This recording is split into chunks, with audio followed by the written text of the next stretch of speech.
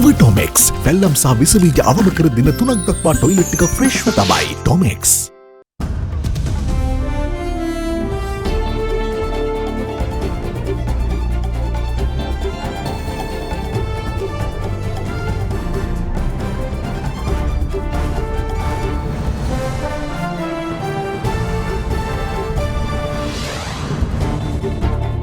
In your headlines tonight, pro-people revolution.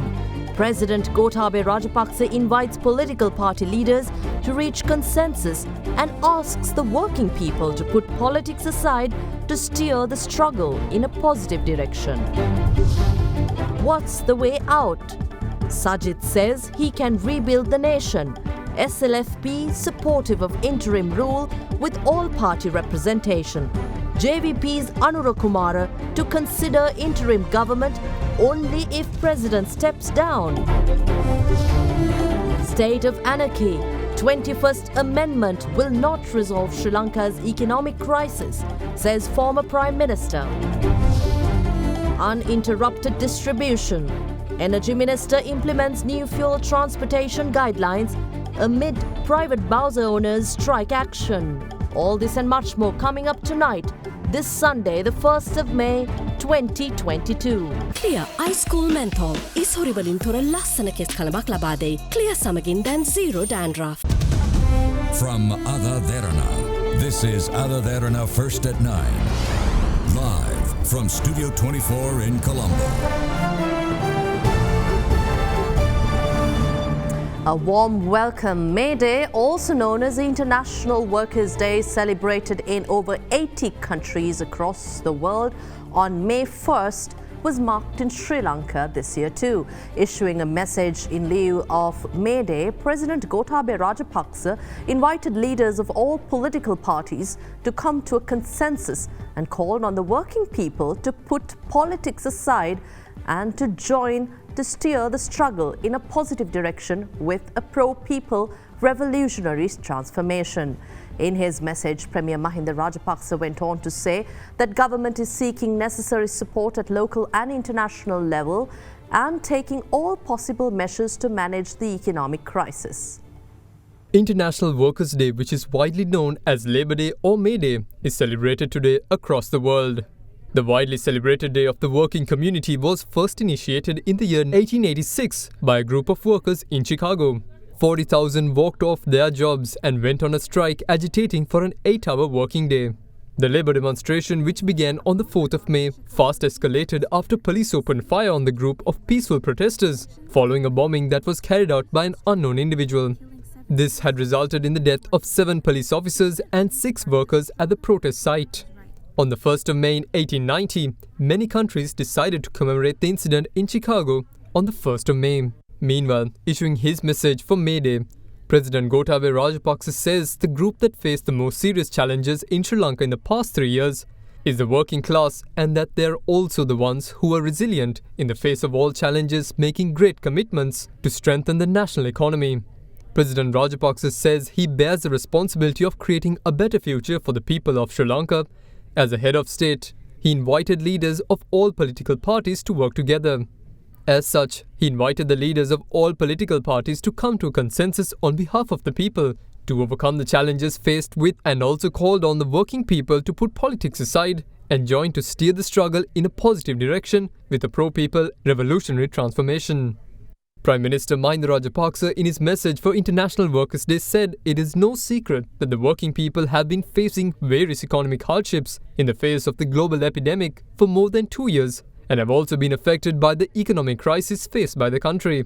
He went on to say, quote, "I have come forward with you for the workers' struggle, and I have not neglected the duties and responsibilities that must be fulfilled for your rights every time I am held accountable." Unquote. The Premier, however, added that in order to overcome the economic crisis faced by the country, everyone should work together and overcome the challenge first. Also issuing a message, opposition leader Sajid Premadasa said that the working people in Sri Lanka have to celebrate May Day this year as a Black May Day. Premadasa said this was due to the inability, failure, illogical arbitrariness and arrogance of the tyrannical regime that the country and its future generations have been plunged into an unprecedented fate. With this being the case, opposition leader Sajid Premadasa said, quote, May all citizens of our country have the strength to transform this year's Labour Day into the last May Day to be celebrated under this anarchic government and to win the freedom struggle. Opposition leader Sajith Premadasa meanwhile says his party, the Samagi Jana Balawegaya, can take the responsibility of rebuilding Sri Lanka. His comments came during the official May Day celebration of the party in Colombo today. The May Day march of the main opposition, Samagi Jana Balawegaya, began this afternoon from Campbell Park in Borella.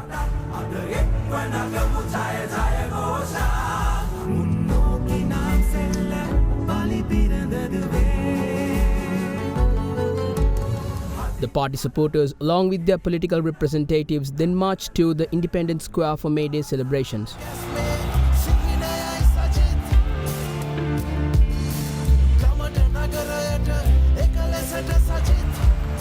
අපි තීන්දුව කරන් තියෙනවා හොරාණ්ඩුවේ කොටස්කාරයෝ එක්ක ගිවිසින් ගහන්න නැතුව ඉන්න පොඩ්ඩක් අත් උස්සලා පෙන්නන්නකෝ බලන්න අපේ තීන්දුවට කැමති කට්ටිය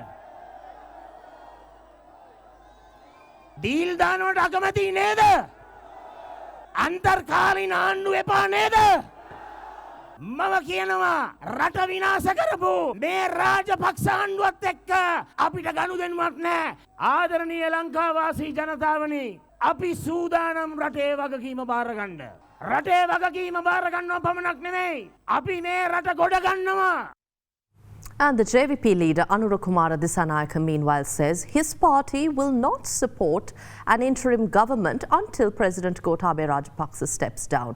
Addressing their May Day gathering in Colombo today, the JVP leader added that they are resolute to take legal action against former governor of the central bank. The May Day march of the Janata Vimukti Peramuna began its journey from the PD Sirisena ground in Maligawata this evening. Then they reached the Fort Railway Station to begin their May Day celebration.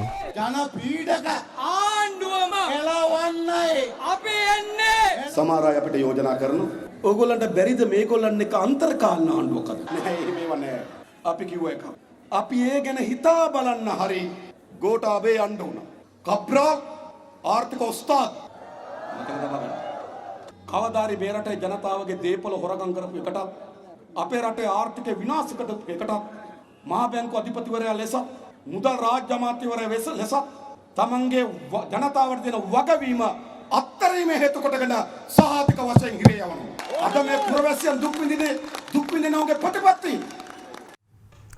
Leader of the United National Party, former Prime Minister Ranil Wickremesinghe warns that hundreds of thousands of people may lose jobs in future due to the repercussions of the current economic situation. But he says the crisis can be solved if Sri Lanka reaches out to foreign nations for advice and assistance. He was speaking at the May Day conference organised by the National Workers' Union of the United National Party. A May Day conference organised by the National Workers' Union was worked off in Colombo today under the patronage of UNP leader former Prime Minister Ranil Wickremesinghe. අපේ පක්ෂෙත් පක්ෂ ගණනාවක් අද තියෙන තත්ත්ව නිසා ඉන්ධන ඉංගින නිසා මැයි දිනේ පවත්වන එකෙන් ඈත් වුණා. අද අපි මීට ඉස්සෙල්ලා නොතිබුණු ආර්ථික හා දේශපාලන අර්බුදයකට මුහුණ දෙන්න. රැකියා ගණනාවක් නැති වෙලා තියෙනවා සේවක පන්ති. තවත් රැකියා ලක්ෂ ගණන් නැති වෙන්න පුළුවන්.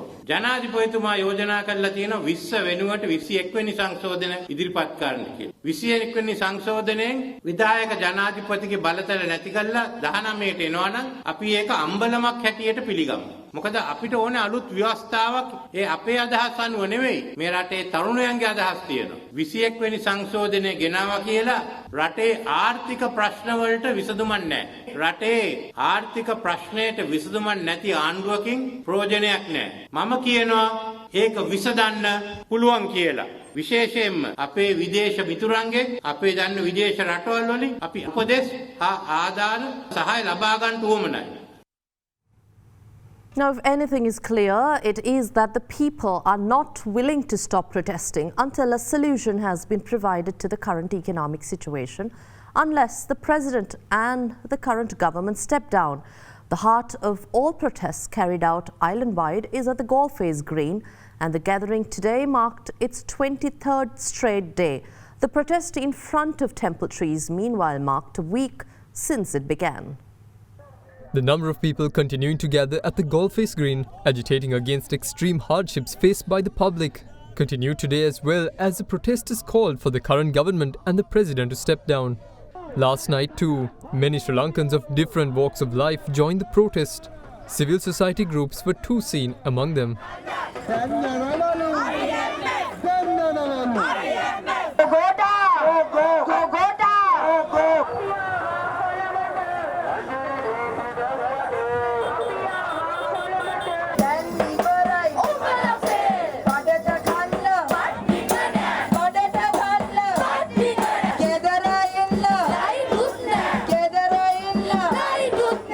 A performance that was named Artist of the Protest was carried out last night.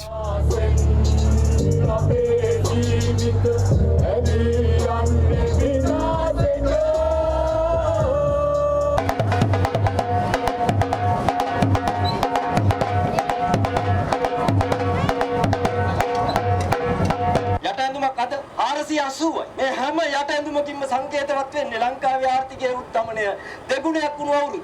Then later last night, police had informed the protesters to remove a temporary stage that had been set up at the protest site, to which the protesters complied and took measures to dismantle the stage.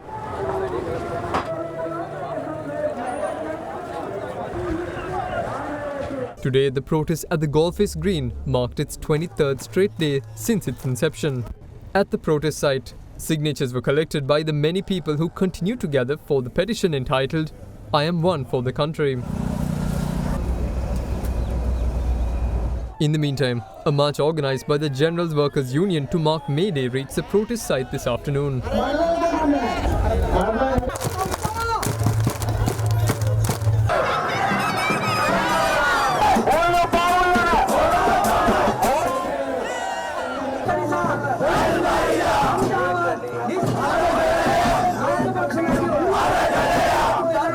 In other developments, the protest carried out in front of the Premier's official residence, the Temple Trees, marked a week today since it got underway on the 25th of April.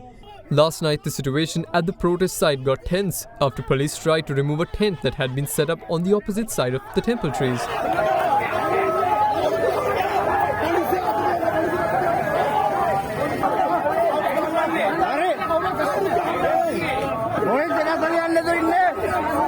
Spirit chantings played continuously, however, stopped today.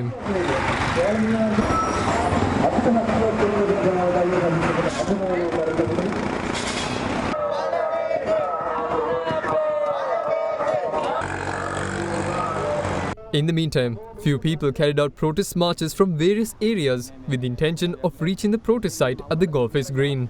One such protest march was carried out by two people in Galle today. Further, a 37-year-old injured war hero started his journey from Gandhi to the Golface protest site today.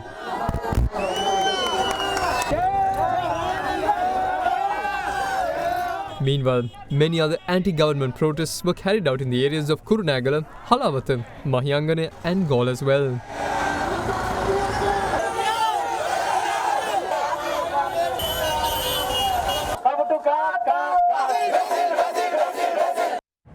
Heavy showers and increased wind speeds expected tomorrow as well. Details after this break.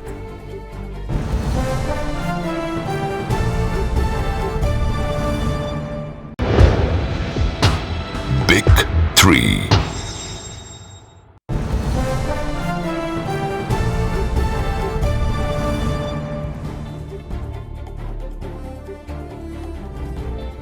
The Sri Lanka Petroleum Private Tanker Association went on to strike today, demanding an increase to their transportation rates as the private hired Balsa owners refrained from fuel distribution today. Minister of Power and Energy Kanchana Wijesekara warned of legal action and licenses be cancelled if the fuel transporters do not report to duty within the next 2 days. From midnight yesterday, the Sri Lanka Petroleum Private Tanker Owners Association refrained from fuel transportation, demanding the government to approve an increase to their transportation rates. Their strike action severely affected fuel distribution operations. Fuel distribution from the Ceylon Petroleum Storage Terminal in Muthurajawala came to a complete halt today. As a result, several refueling stations remained closed during the day.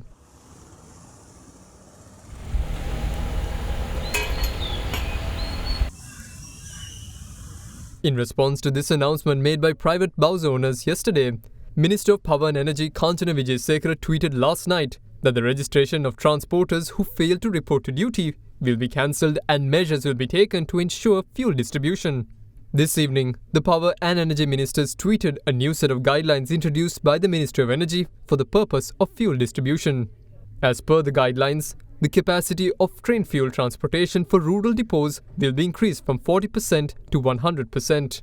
The new license issuing process for fuel distributors will be expedited from a month to a week.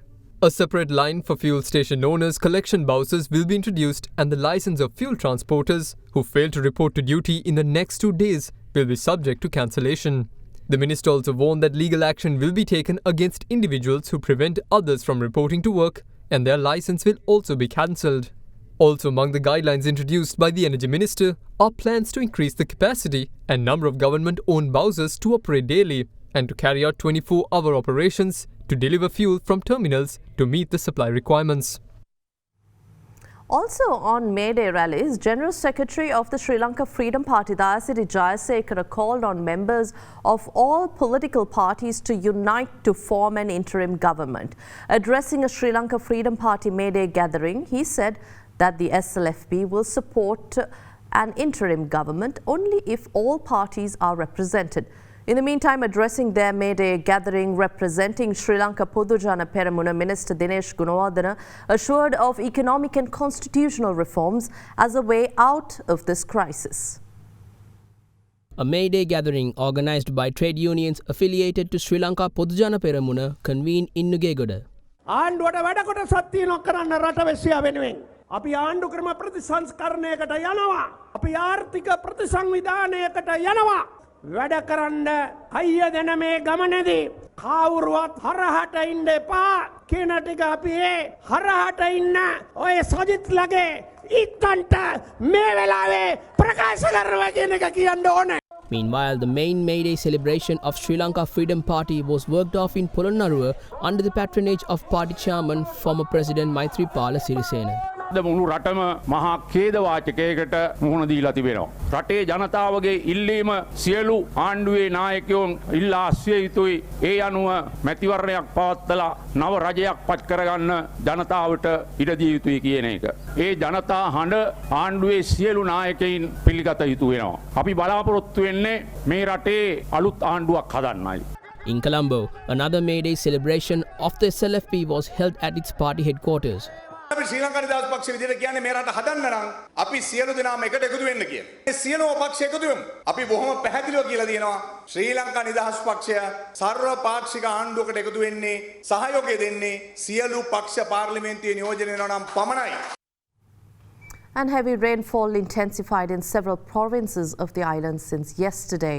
During the last 24-hour cycle that ended at 8 a.m., the highest rainfall was reported from the area of Talangaha Estate in Galle at 114.3 millimeters.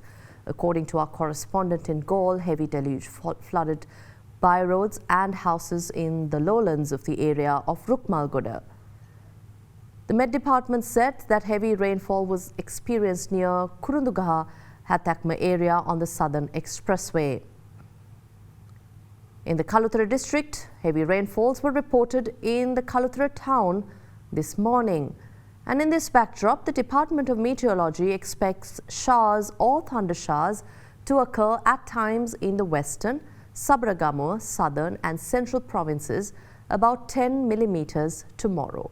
Further, heavy rainfall is also expected in a few areas in the provinces of Uwa and in the districts of Batiklo and Ampara during the evening or night hours. The Met Department added that the wind speeds may rise up to 40 kilometers per hour at times in the northern, north central, northwestern and southern provinces.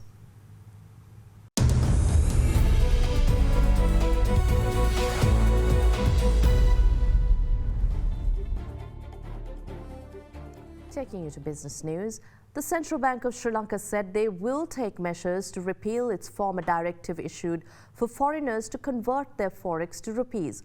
Governor of the Central Bank, Dr. Nandalal Veerasinghe, said that they will do this as it could inconvenience foreigners in the country, and the repercussions on the tourism industry will be felt gravely. Sri Lanka had been facing a severe dearth of foreign exchange since December, which has led to a shortage of gas and fuel. Among initiatives taken to attract foreign exchange to the country was the central bank directive that was issued early this year, requiring foreigners to convert their currency into rupees. However, during the media briefing held on Friday, Central Bank Governor Dr. Nandalal Veerasinghe said that they will take measures to repeal the directive as it could severely affect the tourism industry. We have issued kind of a regulation that all the tourists who come here, they have to pay in dollars when they to their hotels, or they have to show that they have converted dollars. This is not, I think, good for the tourism industry. But I think we, over a period of time, we relax that requirement. First thing I think I want to say, we are looking at it, and we will relax that requirement for tourists to pay whenever they go. If they have to pay in dollars, that is not a convenience for any tourist. I don't think there is such requirement anywhere in the world. As far as I know, that we will remove that restriction first. Out of their existing projects, there's emergency financing. Minister already made that announcement. Emergency financing needs, they can reallocate or repurpose some of the available funding already committed for ongoing projects, and some percentage of that have been reallocated for emergency financing. On that basis, World Bank has now agreed to repurpose to the amount of $600 million. Major part of that will be going into social safety net to support poor and vulnerable who have been affected as a result of this high inflation, high depreciation, high inflation, all these prices are going up. I think most probably government will make that announcement from next month onwards. Boost investor confidence from the central bank point of view, we have done already what we can do. But it is not only the central bank policies, not only the Minister of Finance policies that will boost investor confidence. You need to have political stability, as I mentioned, you need to have social stability, there are a lot of other things in place, and a lot of other structural reforms, all things will have to happen. So there are certain things in the short term, there are certain things in the medium term that will have to happen to boost investor confidence. Investor confidence wouldn't come like putting a switch on and off. It's a process over a period of time. If you do things right, in the right direction, investor confidence will come. That's what we are trying to address this situation, at least short-term confidence on the foreign exchange market, so that we see stability in the currency. And that's why we are seeing some stability in the interest rates. They are overshooting situation last 2 weeks, and it is stabilizing and will continue to stabilize. Likewise, you see gradually that will be coming back. India said yesterday it had seized $725 million from the local bank accounts of China's Xiaomi Corp after a probe found the smartphone maker had made illegal remittances to the foreign entities by passing them off as royalty payments. India's Enforcement Directorate had been investigating the Chinese company's business practices over suspected violations of Indian foreign exchange laws. The Financial Crime Fighting Agency said it had seized the bank account assets from Xiaomi Technology India Private Limited after finding the firm had remitted the foreign currency equivalent of 55.5 billion rupees to 3 foreign-based entities, including one Xiaomi Group entity, in the guise of royalty payments. The remittance to the 2 other unidentified and unrelated US-based entities has also for the ultimate benefit of the Xiaomi Group entities, the agency added in a statement. Xiaomi said in a statement later that it complied with Indian laws and believed its royalty payments and statements to the bank are all legit and truthful. Xiaomi was India's leading smartphone seller in 2021 with a 24% market share. South Korea's Samsung was the number 2 brand with a 19% share. Many Chinese companies have struggled to do business in India due to political tensions following a border crash in 2020. India has cited security concerns in banning more than 300 Chinese apps since then, including popular ones like TikTok, and also tightened norms for Chinese companies investing in India.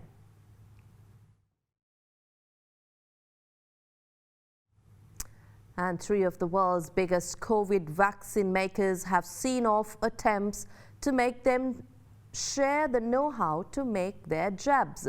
The proposals to share intellectual property were submitted by Oxfam USA, which owns shares in each of the pharmaceutical firms Moderna, Pfizer, Johnson & Johnson, allowing it to push for changes. A group of investors put proposals to the annual shareholders meeting of Pfizer, Johnson & Johnson and Moderna, but were voted down. They argued sharing this intellectual property would speed up the roll-up of vaccines by boosting manufacturing. But the drug makers say that they are making doses faster than they can be used. More than 11.4 billion doses of vaccines have now been distributed worldwide. But according to the head of the World Health Organization, Dr. Tedros Ghebreyesus, a third of the world's global population have not had a single dose. Taking the unprecedented step of addressing the Moderna annual general meeting, he said their help to boost vaccine production would save lives, decrease the risk of variants, and reduce the pandemic's economic toll. Only 24% backed the idea of the company undertaking a feasibility study into transferring intellectual property and technical know-how to manufacturing in low and middle-income countries. Amongst Pfizer shareholders, only 27.3% were in favor of a similar motion. Johnson & Johnson has not yet released numbers, but the proposal also failed there. Last year, Moderna delivered 807 million doses of COVID vaccines, which made it a profit of $12.2 billion. It says that more than a quarter of these went to low or middle-income countries. Chief executive of Pfizer, which developed its vaccine with BioNTech, told his shareholders that 3.4 billion vaccine doses have now been distributed in 179 countries. Johnson & Johnson has also had hundreds of millions of dollars of taxpayers' support to develop its vaccine. It says last year it worked with the African Union and COVAX Alliance to provide 900 million doses at a not-for-profit price. A representative of Oxfam USA, which owns shares in each of the pharmaceutical firms, allowing it to push for changes to intellectual property, said the donation-based status quo has achieved 74% vaccination rates in rich countries and 12% vaccination rates in poor countries. And that wraps up tonight's edition of your English news on AdaDerana. Good night.